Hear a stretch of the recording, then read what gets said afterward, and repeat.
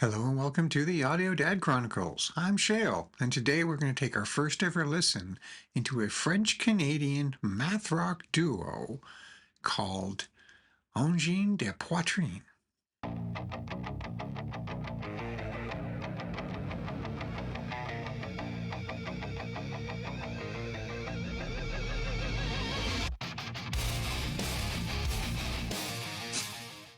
So it's time for more Canadian content, CanCon as we call it up here in Canada, and this time it comes courtesy of French-Canadian math rock duo, an anonymous band known as Angine de Poitrine.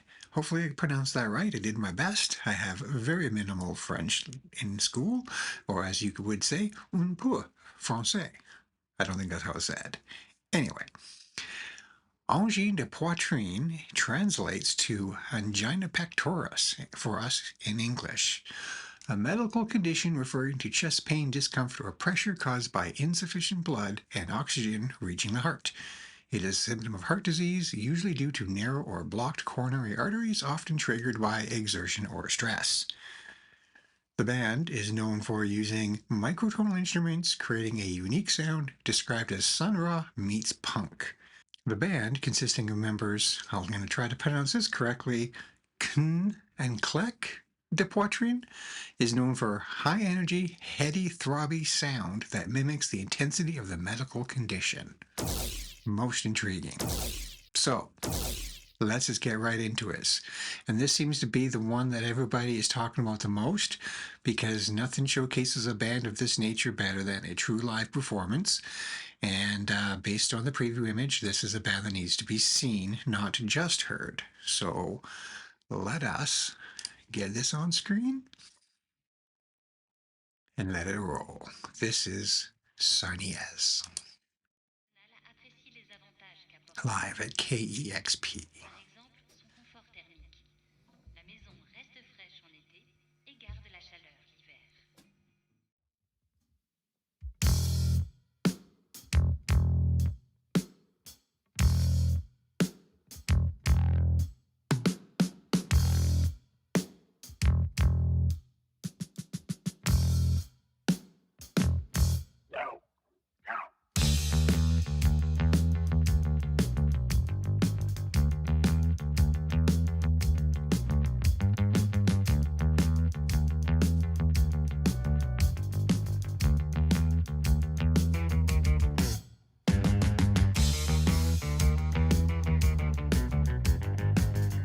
Okay, right off the hop, other than the obvious visual aesthetic that they are very clearly going for in their alternating, contrasting polka dot and their very clearly unique attire, they are doing their own thing. That is one of the hallmarks that I was warned about going into this reaction that just take it. Just run with it. It'll be worth it. Some people have compared them to Primus, as I understand. I can see that already. Interesting use of a double neck guitar bass specifically, and it would appear, being that this is a live performance, that they are utilizing something known as a looper. Now, being a former roadie, I have definitely dealt with these things a lot in the past. In fact, I have one myself somewhere back there. A looper is typically a guitar pedal, something that goes on the ground. And it's going to have buttons for start, stop, record, repeat type of functions. So what the artist would do, the con will assume, not sure, the one with the stringed instruments, they are stepping on a pedal, presumably when they were playing the bass. They have recorded a section. When they lift the foot or when they re-trigger it, depending on the model they have, they work a little differently. It is just going to take the part that has been played, recorded, and it's going to loop it over and over and over again. So they can then switch necks, as it is in this case, to the guitar neck, and then play over top of their previous performance. And there may be, again, depending on the model, there might be different buttons to start and stop it. So it's plausible that they may be able to stop the bass, maybe even record a second part, and then resume it again.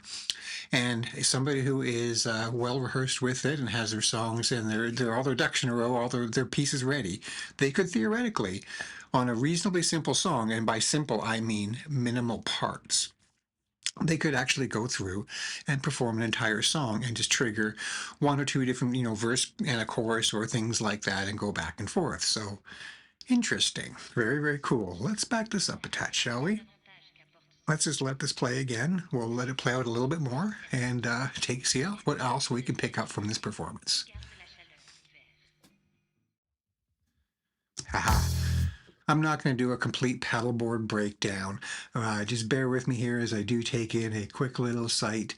There's a lot going on there, and it would take a little while to identify the majority of the pedals that are being utilized in there. Needless to say, there's a lot going on. They have the ability to do a number of different sounds and probably layers, probably using different effects for the guitar and the bass when they're utilizing the looper and so on. And not to make it about feet, I just happened, because I was looking at the pedal board, I guess they painted their skin. I was wondering about the hands, whether it was hand paint or very thin gloves, but I'm thinking that they have painted their skin. Cool. Well, you keep the aesthetic. That's one way to do it.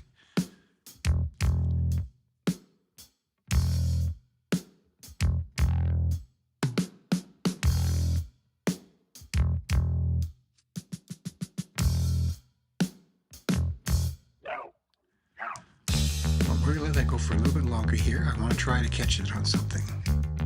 Sorry, we'll get there.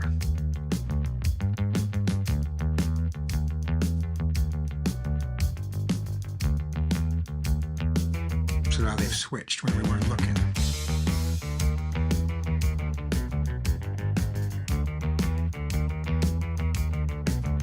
Okay, that's a good shot right there to get into it. Now, this is very clearly a custom-made instrument. The double neck, even having a guitar bass, is extremely rare, but not unheard of. I owned one many, many years ago that's made by Ibanez. This ain't it. This is very much looks like a Fender Stratocaster that has been glued to a Fender P-Bass, more or less.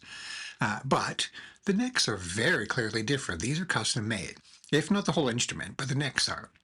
The bass, at a glance, looks like it has extra notes. Yeah, it definitely does. So I mentioned at the beginning that I read that they utilized microtonal. Now, what that means is that in our typically Western, if you will, music notation, the notes on a guitars and bass, they're going to have the amount of frets will vary, but the amount of notes in this scale is 12. They have more than 12. In the span of space where I would, on these instruments and conventional guitar and bass, would have where there's 12 frets, just at a glance, I'm saying, and I don't know, I'm not counting it, but they probably have somewhere in the area of 20 or 22, maybe even more. So microtonal is when you're taking the conventional 12-note notation system and you're dividing it into smaller microtones, smaller notations. A lot of East Indian and Eastern music utilizes different instrumentation and different instruments, and they will use a lot of microtonal instruments as it relates to our Western music scale system. And it looks like that this guitar is kind of playing into that. Cool. Very, very interesting. I've never played a guitar that's utilized microtonal before. I've seen them. I've never personally played one, but definitely gotta to adjust where your fingers are. My natural inclination to where to find notes would not apply with this. I would make a mess of it.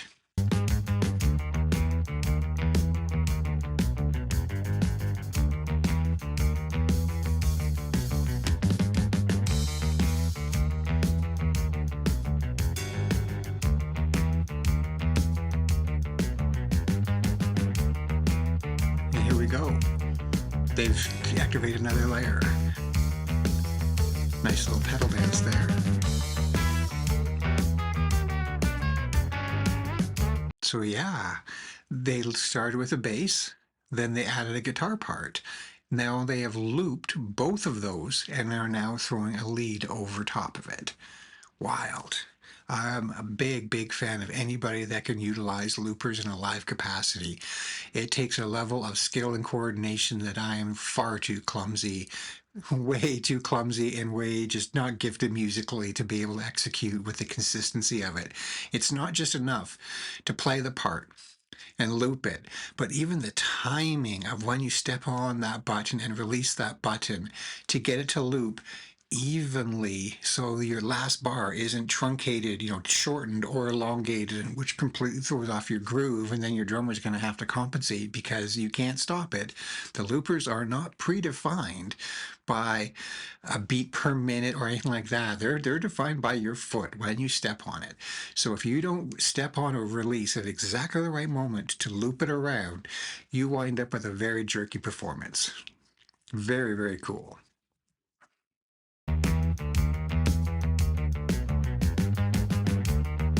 So here we are, a different part now.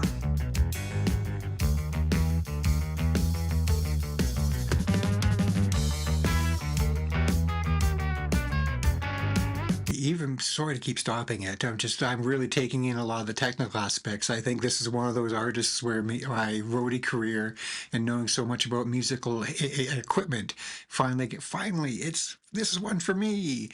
A lot of reactors who are music coaches or vocal coaches and come from that background, and they really embrace the epic, I'm not going to think of anybody offhand, but like the singing god types, the ones that are hitting the high notes and doing amazing vocal techniques.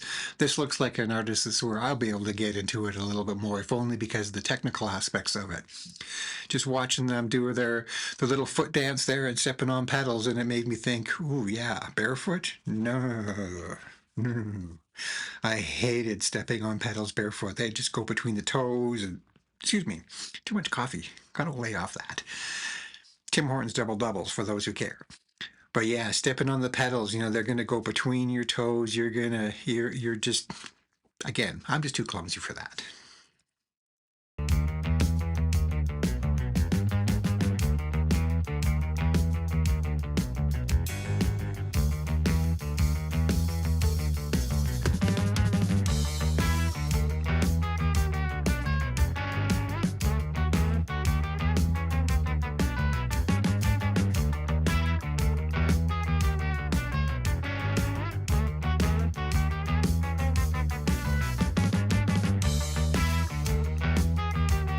And now they flipped it again.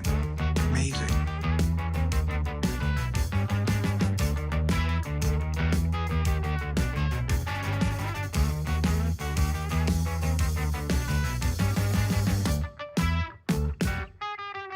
And what we would have seen there, if we could see their feet, would have been in a moment of hitting a button or two to stop the different layers. And now they have the ability to play something new or maybe record something new. Just wild. Really, really interesting performance. It's not just enough that they've chosen to go this completely original. I'll just call it this original outfit and polka dot pattern and all that to maintain their anonymity, which was a choice they decided to make. But the microtonal instrument, the looping, the just everything about this, I really, it's not just about the visual. I definitely see why so many people have been talking about them. The musicianship that they're already displaying is wild, just wild.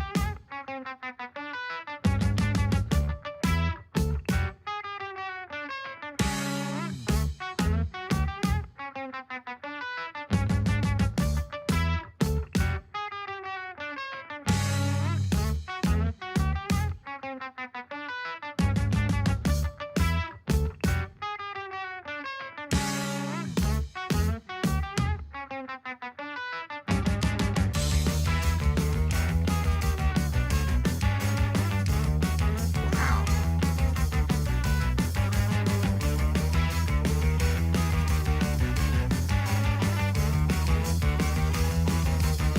Even. I'm sitting over here and I'm trying to count what is even going on? And I mean musically, never mind visually. I've moved beyond that now. I've accepted it for what it is, but I fully admit I'm not the greatest when it comes to progressive rock and progressive music, math rock as they've been referred to, where they're utilizing alternate time signatures and quick rapid time signature changes and tempo changes. But I'm over here sitting there mentally trying to count this and then wait, they just changed parts again. Wait, did that speed up or did the drummer go into double time? It's kind of hard to keep track of it all between the different layers that are going on with the looper, the microtonal notes, which to our ear may sound a little out of tune at times, but it's not. It's in between notes, so it's just we're not accustomed to it with our Western ears, as I've been saying.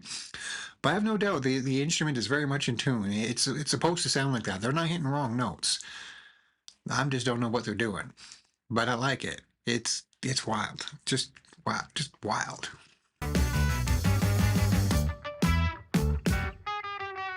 And yeah, I think what we're seeing here was the lead section that was played over the original bass, original call it rhythm, guitar part.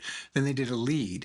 Now they're muting it, the rhythm, playing only the lead, but then creating a different rhythm underneath it. Just creative.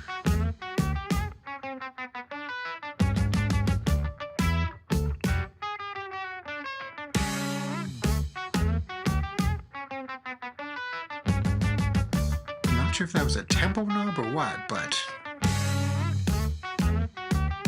I think I see why they play barefoot now.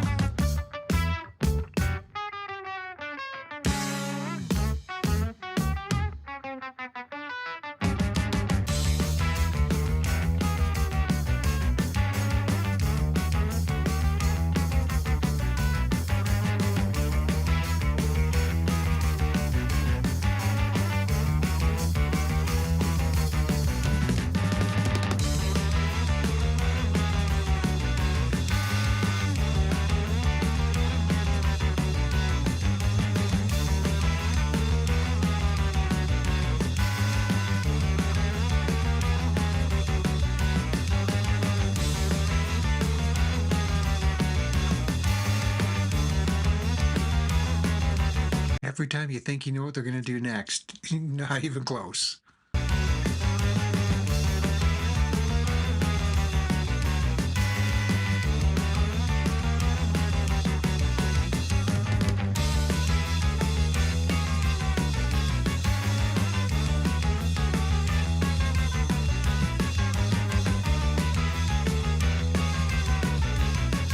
Okay, I really kind of wish that we got this exact view here the whole time, or maybe the option or the ability to watch different views. I want to watch the feet. No, not like that. I'm just fascinated by the looping aspect and everything else. And it's difficult to tell, but I mean, it's very possible the drummer has a microphone up and inside their costume, we'll call it. I don't see how the guitar player likely does.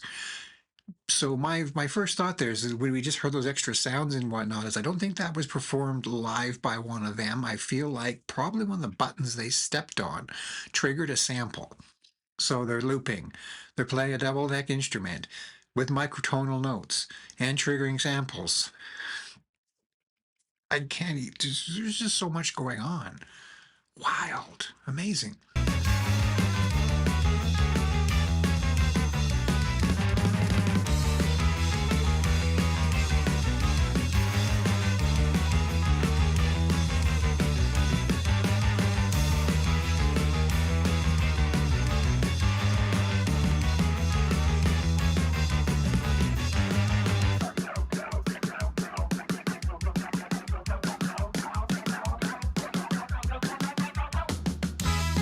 Yeah, stepping on a sampler.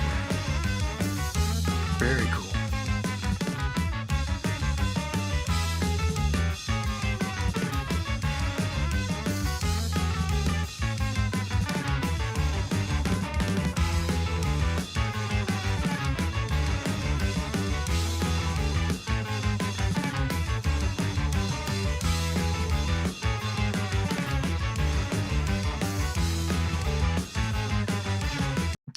absolute cacophony of controlled chaos. I kind of get why they call themselves, being French Canadian, Poitrine d'Angine, Angine de Poitrine, pardon me, angina attack. I get it. I get it. Hey, that's a rat. Pedal. Guitar geek. There's a rat over here.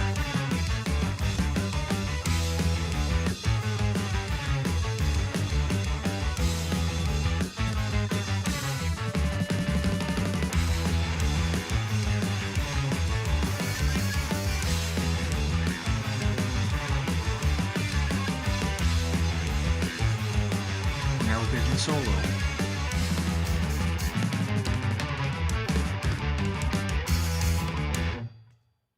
What? Discover new music at listener-powered KEXP.org. What even just happened? And like I say, I'm sure that everybody's first initial instinct, mine included, when you see the aesthetic, you're just like, okay, never mind that though. Just musically, I'm just like, just what just happened? It just hits so many different WTFs, like I was saying, microtonal and looping and triggering samples and soloing over solos over tempo changes over. Amazing. I need to hear more of this stuff. There's going to be more of this to come. I have no doubt about that. I thank you all for coming along on this journey of the whatever that was with me. I hope to see you all again. Peace, love, and empathy to you all. Good night.